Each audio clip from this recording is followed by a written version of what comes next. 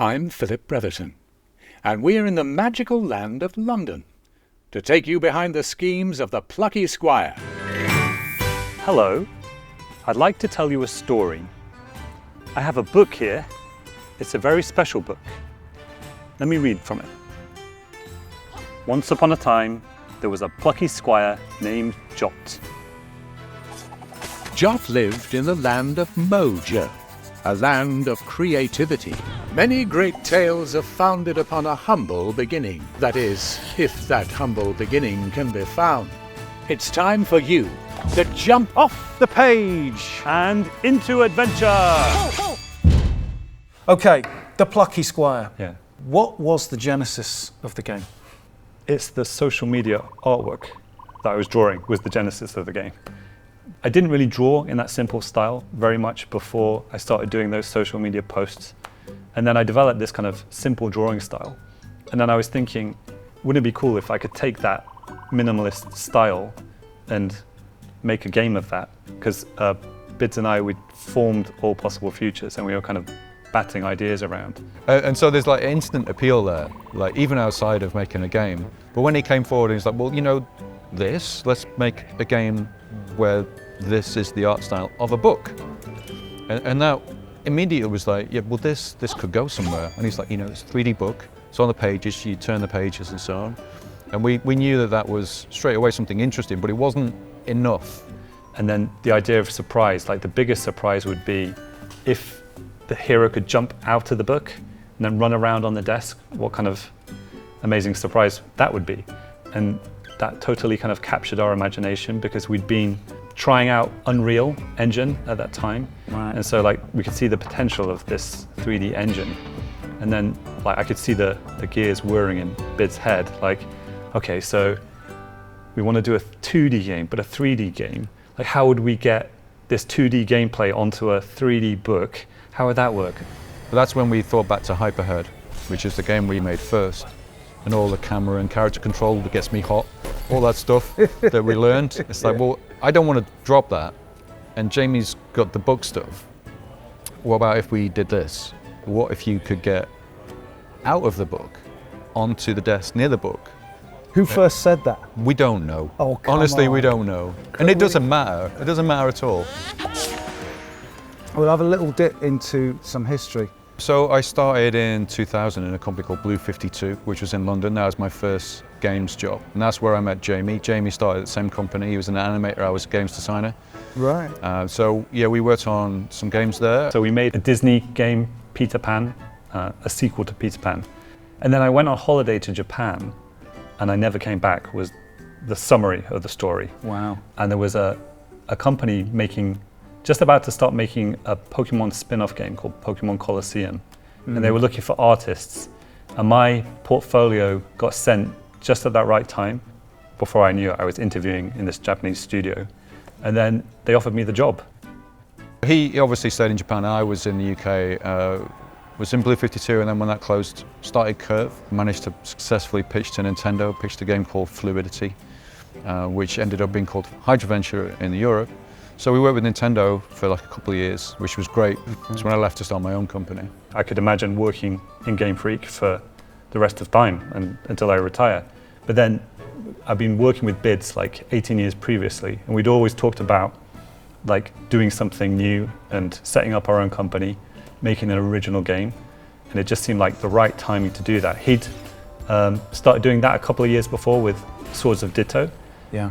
And it didn't seem quite the right time for me then, but when it got to the end of Pokemon Sword and Shield, it seemed like, okay, this seems like a good time to try something different. We always worked well together, so it's like he wanted to, join together and make that work. Yeah. That's where it came from, and that was the right time. I didn't have anything on. I just going to move to Australia, so I was looking for someone to partner up with. You left the UK to come and work in Australia and ended up working with someone who's back in the UK. Yeah. Smooth. What happened next? We started to try and make it. The only people we see do that stuff are people like Nintendo and Mario Odyssey. Yeah. They're quite a big company, and we're like 2 people. So I'm not sure that we could pull it off the same way. So that's where we started. Can we do 2D in Unreal? How would that work? Yeah. we know we can do 3D. And then the second thing is like, okay, so how do we go from 2D to 3D and back again? Exactly. The way we're doing it is we have the 2D levels like above the 3D level. We transmit those pages as a projection onto the 2D surface of the page. So Lost already. Aspids. Sounds Yeah. very clever. Yeah. It's well done. I'm very much more about the moment and like building like slowly out. Right. Jamie comes from it from a different perspective. Okay. He's like world characters. You know, he can work much more from the top down, and that's where we kind of Right. meet together. We're doing so many ambitious things in this game. And then when it comes to one of those challenges, Bids just kind of sinks his teeth in and Right. goes for it. What did you then challenge yourselves with to make sure that you would keep players just as enchanted as they were with that moment? One of the core ideas behind the game is surprise. And so like we're always mixing up styles of gameplay and pulling the rug from under the player a little bit in a fun way. Down they fell. Which brings us neatly to these books that have in some way fed into what the Plucky Squire has become. Yes. What have we got? Great. Well, Meg and Mog. And so this was kind of a point of reference I had in mind when I was thinking originally about like my simple style in a book form. I guess that would look something like Meg and Mog. Okay, next. Next is Dr. Seuss. Personal favourite of mine. Simple, flat colours, but just so striking and lovely to look at. And great text and poetry and wordplay. I like the look of this one. I'm not familiar with this. Yeah, so this is Oshili Tante, which is, I guess you could translate that as bum detective.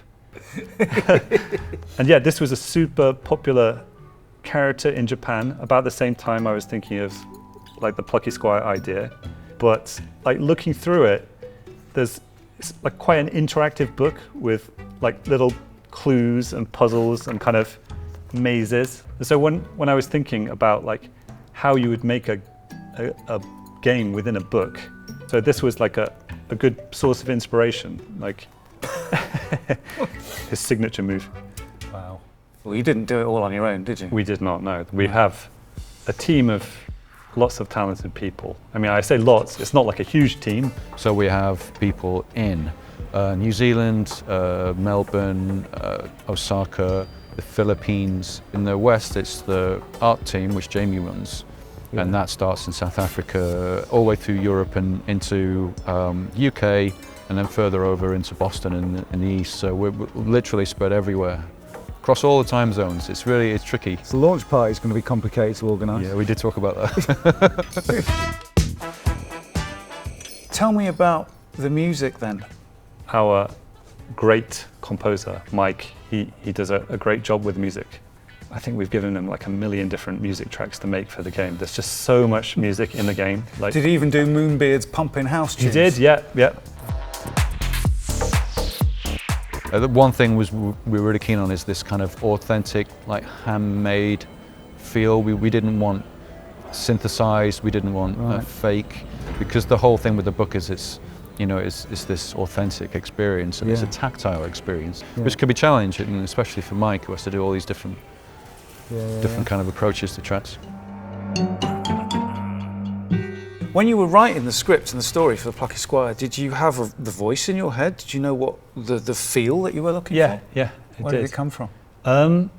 Proper kind of English actor with like nice enunciation and kind of a bit of a grandfatherly tone, and that was Philip Bretherton, who is the narrator of The Plucky Squire. Once upon a time in the land of Mojo, there lived Jot, the Plucky Squire. And the great thing about it is that normally in a video game, you'd be asked to do one character and then someone else would come in and do another. But the whole nature of this is that it's like a storybook being told by a narrator who voices all the other characters as well. So it's been great fun. Venture to the edges of their realm and even beyond. So when you saw this part on the page, you saw the journey that this character takes. Yeah. What did you decide to do with him?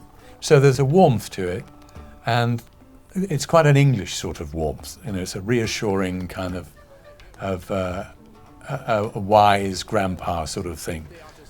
telling you a story from his diabolical designs. And the language fits as well. The language is very specifically British, isn't it? Yes, it is. And it flows in that way as well. It's got a lovely lilt to it. And it was a pleasure to do it. From the wicked sorcerer, Hum Grump. This is a job for the hero of the land, Jot, the plucky squire. Tell me about this all vital testing phase that you're in now. Currently, my most important testers are my wife and child, my 6-year-old son, because those fresh eyes on the game, people who have never played the game before, you wouldn't anticipate it go this direction or that direction. Like when you can't quite understand what the onboarding of a game is meaning, then it's really useful for me to kind of take that and then talk about that with bids and think about the solution that we could come up with. And it's just really fun as well. It's just lovely to see your family playing something that you've created. So who did the little voices for the little noises they make then? Well, the sound of Jot swinging his sword and jumping, that's actually the voice of my son. Really? It is, yeah. He told his friend over the weekend, and I think he enjoyed the stardom of being a hero in a video game. Fantastic, he's been immortalised as Exactly. Jot in a video game. Indeed. How cool is that? It is pretty cool, isn't it? Bragging rights. Yeah. The page turning just like every time, it's just a delight. At Summer Game Fest, people were talking about that, how much they loved the page turning. It's Yeah. like, oh yeah, actually that is really cool, isn't it? It You kind of is. forget after a while. Tell me a little bit how the puzzles emerged. It made sense that the gameplay would be based around what a book can do. And wouldn't it be interesting if you could take a word out of a sentence and replace it with another word? And then that would change the reality of what's happening in that page. And that seemed like a kind of an interesting idea and unique to the idea of a book. We always want to kind of play with the idea of affecting the 2D world by manipulating the 3D book. And so you can tilt the book and things slide across the page, or you can stamp stuff onto the page, so you can stop things within the page with like a hand icon. Basically, when something you do in the 3D world is affecting things that happen in the 2D Exactly. world on the page. Exactly, yeah. That's where we always want to keep our focus, like not just the puzzles inside the book, but like how you can affect the 3D book to affect the 2D gameplay. So we're always playing with that kind of thing. We want people to be wowed every step of the way, Yeah. experiencing Right. the story, experiencing all this different gameplay, all the cool things that the book can do, stuff you never even thought of. And then you get to the end and you're like, well, that never stopped, did it? And that's what okay. we want, really, you know. Round every corner there's Yeah. something new and magical. It's just not easy, right? No. It's actually overkill for the game we've got. The game we've got, you spend about 60 seconds boxing a badger. But you were just having too much I was fun. having too much fun, and those systems are now all there, and they all work, and we can turn them up or down based on maybe the Right. difficulty of the game, if that's what we want to do. Okay, maybe DLC? Maybe, yeah, like some of the games would be nice to extend them and make them Yeah. a game on their own. Plucky Squires Punch Out? Looks like a game that's not too difficult. But anyone can dial anything down. Like you can dial the difficulty, the amount of hits to take, whether you take any hits. Accessibility is very important. We don't want people struggling. We want people to experience the whole thing. So whatever helps them get there, you don't have to do it, you don't have to turn it on. But if you want to, it's also there. We want people to sit down with the kids can just jump in and play. Or we want people to be much more hardcore gamers and get enough of a challenge that it's worthwhile. How do you feel about what you've created? I feel good about it. It's the story that we wanted to tell, and like recently we went to Summer Game Fest and people got to play one of our chapters, and the responses came out yesterday and people seem to be really excited about it. They seem to have really enjoyed it. People get it. I think it's nice to be making something that make people just like swell and like be happy. I never get sick of the smiles that people get when they see certain parts of it. So after so many years of wanting to work with Jamie, Mm. has it been everything it was cracked up to be? Yeah, we're having a good time together. Great. You think there'll be more then? Maybe? Yeah, this is us now. Are you going to work with bids again? No, that's it.